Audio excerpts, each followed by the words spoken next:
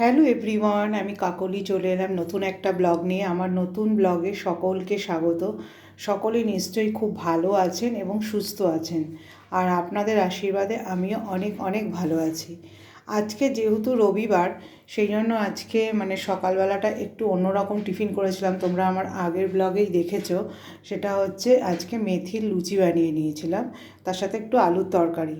এবং সেই জন্যই আমি কি করলাম, আজকে যেহেতু রবিবার, সেই জন্যই সকালে যখন লুচি খাওয়া হয়ে গেছে তাই ভাত করে নিয়েছি, যেটা আমার একেবারে দুবেলার ভাত করেছি। জাস্ট দেখো, একদম গরম ভাত। এটা আমার দুবেলার ভাত করে নিয়েছি। ভাতটা একটু বেশি আছে কারণ বাড়িতে আজকে একটু গেস্ট আছে।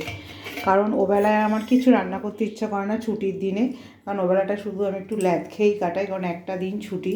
আর আজকে তেমন কিছুই রান্না হয়নি। চলো কী কী রান্না করেছি দেখিয়েই দিচ্ছি। প্রথমে যেটা করেছি, এটার মধ্যে একটু মেথি শাকও আছে আর একটু বেতো শাকও আছে, দুটোই করেছি। একটু বড়ি আর বেগুন দিয়ে করেছি, কালো জিরে কাঁচা লঙ্কা ফোড়ন দিয়ে। নামানোর আগে একটু মিষ্টি দিয়েছি। আর যেটা করেছি সেটা হচ্ছে ল্যাটা মাছ। কে কে ল্যাটা মাছ খেতে ভালোবাসো প্লিজ কমেন্ট করে জানিও।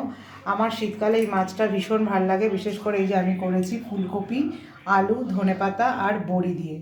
এটা দিয়ে এই মাছটা ভীষণই ভালো লাগে। আজকে ল্যাটা মাছটাই তাই করেছি। অনেকগুলো আছে ল্যাটা মাছ, দু টুকরো করে নিয়েছি, একটা লেজা আর একটা মাথা। আর চিকেনটা তো বানিয়েছি, দেখো চিকেনের লেগ পিস রয়েছে। চিকেনটা অল্প করেই এনেছি, ওদের দুজন ভাই আছে, দুই ভাইয়ের জন্য, আমার ছেলে আর দিদির ছেলের জন্যই করেছি এটা চিকেনটা। আর তারপরে তো সমস্ত কিছু কাজও সেরে নিয়েছি, রান্নাঘর পরিষ্কার হয়ে গেছে, গ্যাসও মোছা হয়ে গেছে। এখন যেটা বাকি আছে সেটা হচ্ছে স্নান সেরেই সকলকে খেতে দেবো। অনেকটাই দেরি হয়ে গেছে, এখন প্রায় ঘড়িতে বাজে 2:15।